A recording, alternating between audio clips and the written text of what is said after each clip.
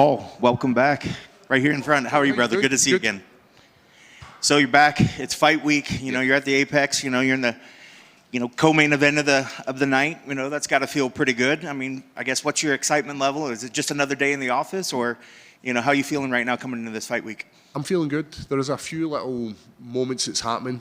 Like it's my 20th fight for the UFC, so that's like a big milestone for me.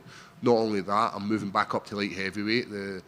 I've been away for a couple of months, maybe a year or two plus. So that's also given me a wee bit of excitement to see what I can come back in here and do as a light heavyweight. And like when you've got someone like Ankalaev at the title and there's only one loss in his record, I'm excited to see what I can do, like with a few fights in the next few months. You mentioned those milestones. When you started your career and you made it to the UFC, did you? I'm sure you thought you were going to have a great run, but when you still hit those milestones, are they still extra special? Did you ever think that you would really have this many fights in the UFC? I'm going to be honest. When I was talking to Fight Law and they were asking me about my first fight, and I'd said to them, like, when I got to the UFC, I had no aspirations of being a UFC fighter. I was still teaching at high schools, so I never seen this as a career. I seen this as like a kind of stop-off for me in between teaching. Like, I'm still a teacher. I never seen myself as a fighter. And then when I was able to stop being a full-time teacher and becoming a full-time fighter, that was like a massive milestone for me, because there was a lot of, to stop having a regular income check every single month to rely on making money through fighting. It's a scary opportunity, but it was a huge milestone for me. And then I thought, right, one contract, 4 fights, that's more than enough for my UFC career. And then I get that victory over Ankalaev and they offer me another contract. I'm like, right, 8 fights, we can do 8 fights. And then it just kept happening. And then when the real milestones for me started happening was things like the Tops cards. When they came in playing, I seen myself on a card as a kid, growing up, collecting them myself, collecting soccer cards, and now people are collecting Paul Craig cards. And it still blows my mind that people actually want these cards. Like, it's crazy. And then another huge milestone was being part of the UFC computer game. Same again. It's ticking these boxes as a kid. If I could go back and tell my younger self, say, Paul, listen, wait till I tell you, see when you become an adult, you're going to be in a computer game. And these kind of things are blowing my mind. And to make it 20 fights in the UFC, had a few ups and downs, but had some oh my God moments in the sport. And I do believe there's a few oh my God moments left for me in this sport. So I'm looking forward to seeing what I can do moving back up to light heavyweight. Refresh my memory, because I know you told us in the past. What were you teaching? What was the subject? So I was dealing with kids. So it would be like a social subject. So dealing with them, learning them basic soft core skills. Loved it. It was, every day was amazing. I got to do so many good experiences through that job. Got to go to Africa and take a group of kids from Scotland. Took 4 kids away to Africa to do some missionary work. Got to meet Prince William through this job. It was like one of the greatest moments in my life up until I became a fighter. And I've always kind of, for some reason, I've always had this exciting life where things have just came to me and presented themselves, like becoming a teacher, like having kids, like being a fighter. So I'm excited to see what the next chapter of my life is going to be. I was going to say, I don't want to end this UFC chapter just yet, but is that something after you're done fighting that you hope to revisit, doing some social work or working with kids or doing teaching or something along those lines? No, I think life's about moving forward, and I think sometimes if you go back and try and do the same thing, when I've not been in teaching for where we're talking maybe like 10 years now, or 8 years maybe, 8, 9 years. So it's a long time being away from it. So for me, it's all about what's going to happen next, what's my next step, because I don't believe it's going back to teaching. It may be something involved dealing with young adults, dealing with young kids, but right now, it's about being a fighter. It's about showing what I've got left in this tank, and I do believe there's just a little bit left, a little bit of that special Paul Craig magic left for me to showcase it. We're jumping over to the fight career. You're also, it's good to see you back, but we're seeing you in a position that we've never seen you before with 3 losses coming in here.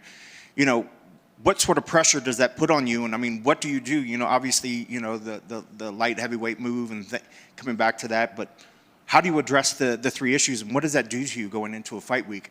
Are you just focused on the fight ahead, or what does that do to you, knowing that you're coming in a place you've never been before? Yeah, that move to middleweight at the time was a great idea, and after that victory against Andre Munoz in London was incredible. I didn't really get a chance to get running as a middleweight, but that's because I had three high-level opponents in front of me. I had Kyle Barallo, Brendan Allen, and Bo Nickel. So they're no slouches in this game, and to lose to them, it's not an embarrassment. But it's difficult to pick yourself up for 3 losses because this sport is about entertaining, and if you're not entertaining, you're not winning, then the UFC have no right to keep you. And I know that myself. I'm not under any illusion that a loss come Saturday night would potentially result in me not having a UFC contract on the Monday morning.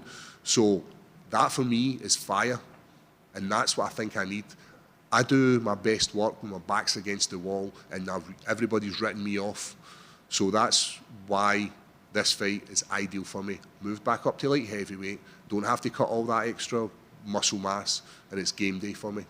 But they're also throwing a guy at you, Rodolfo Bellato, as a striker. You know, everybody knows. We know what you like to do. We know that at some point you're going to try to take it to a ground, but this is a guy that's going to want to try to stand and bang. So, I mean, how do you approach this fight, and what are your thoughts on him when you were given that name as an opponent? Yeah, we've never ever backed down for a fight, so if they've offered us a fight, we've taken it. And they'd offered us someone else just before this fight, and we accepted it. And then a few days later, they offered us this fight, and the same again, we accepted it because we're warriors. We don't back down. For Rodolfo Bellato, great striking. It works very well for mixed martial arts. He moves forward in nice straight lines, throws nice straight shots, throws that nice calf kick, and we've seen him working with Pereira on that, and I do believe that's going to be what he's going to try and do in this fight on Saturday night. Watching his fight against Jimmy Crute, I seen there was areas where I could impose my game plan.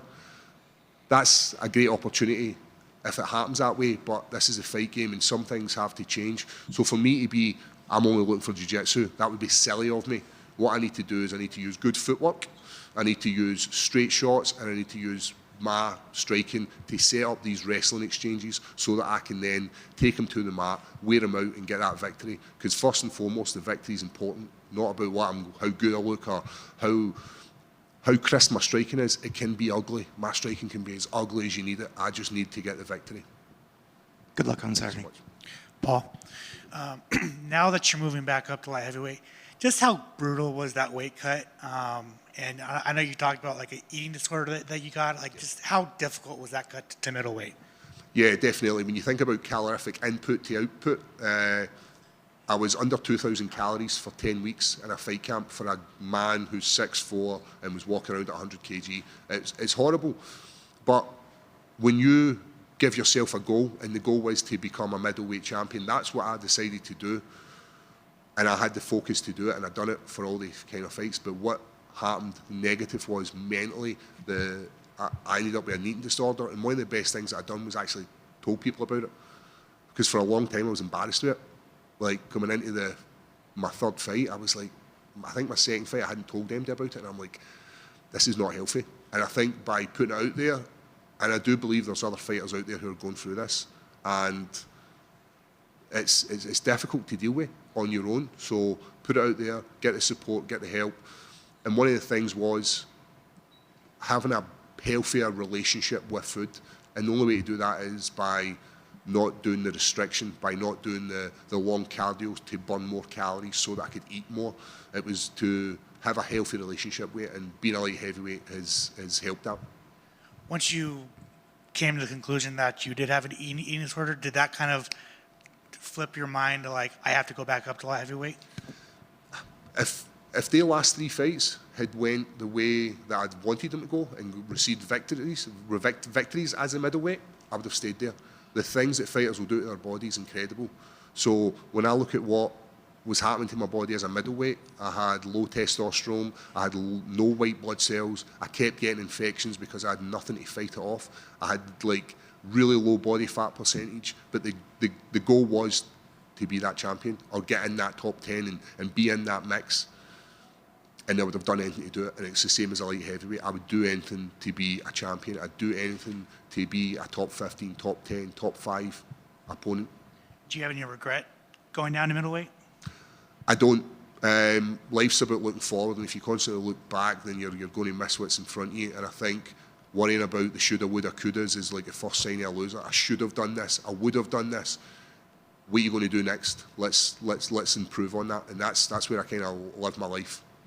I just want to know, like, as you were going down to middleweight, Jamal Hill wins the title. You have a win over him. Magomed just won it. So, like, was it kind of weird seeing that, like, I left the division and these two guys that I beat are now champions? Yep, it was, because after I made that decision, and we knew Ankalaev was going to be the champion, just through his body of work up to that point was incredible. And they were kind of holding him back for being that champion because they know how dangerous he is. But that's a good thing for me, making this move back up to light heavyweight, because there's some unfinished business there. And as I said, it's almost like a queue skip. Like, you know, you get that band at Disneyland where you're like, hey, you're walking past the top 15, like, oh, queue skip, I've got the victory over him. And that's what I'm kind of looking for. But first and foremost, I need to get through Bellato. And as we've spoke about, he's not a slouch. He's an experienced light heavyweight, but not as experienced as me. And I think that's where this could be an exciting fight. Did you happen to catch Bo Nickal's last fight?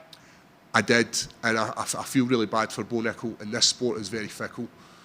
Bo Nickal is one of the best wrestlers in the country. Like, the credentials that he has as a wrestler is impressive. And I do believe, like, he's 29 years old, so he's a young guy. He's still got a lot of potential to show, and I do believe he'll come back for this. But going up against a guy like Derrida, he's a great jiu-jitsu guy. Like, watching him as a fan, I was excited for this fight.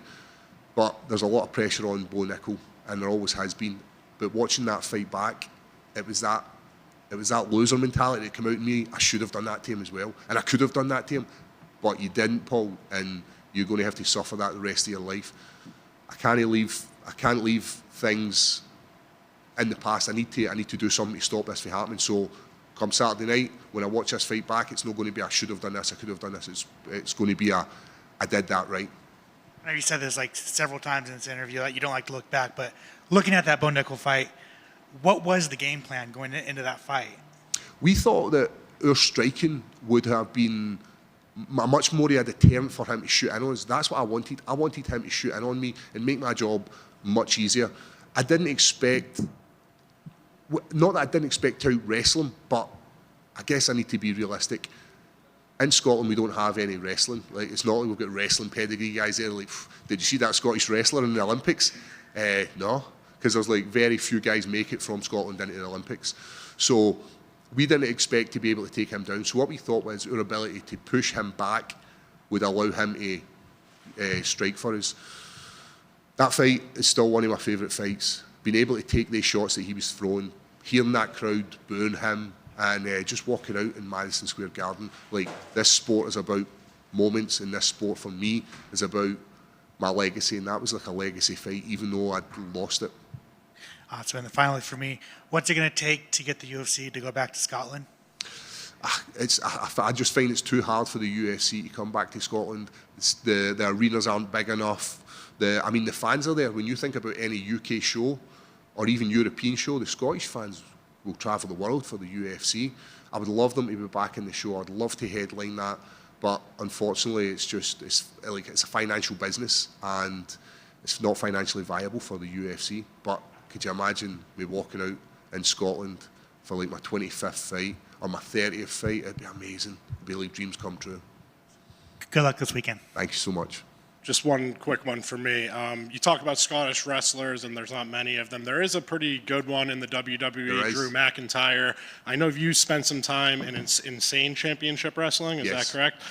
Now with the WWE and UFC kind of under the TKO umbrella, WrestleMania was just here in Vegas a couple weeks ago. Yep. Have you thought about maybe a post-fighting career, getting into the WWE ring? And how much did you enjoy your time performing as a professional wrestler? Yep.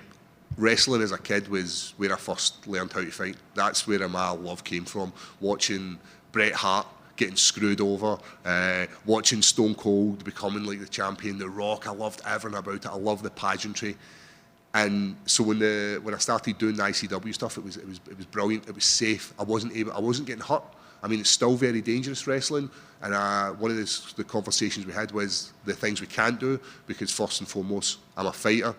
I can't be going into matches compromised. As WWE, I would love to just walk out and hear the fans. Like, I'm talking like even a Raw or a SmackDown, any of that kind of stuff I would love. But to walk out in WrestleMania in London, I think they're talking about coming to London next year. That'd be like amazing. Like, for any kid, fighting in the UFC is cool, but fighting for the WWE is cooler.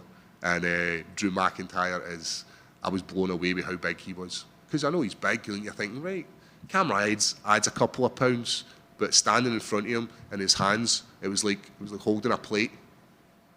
He's so big. And there is some really good Scottish wrestlers in performance wrestling that are coming through, so I'm looking forward to seeing what they can do as well. Thanks. Good luck. All good? Cool. Beautiful, guys. Have a nice day.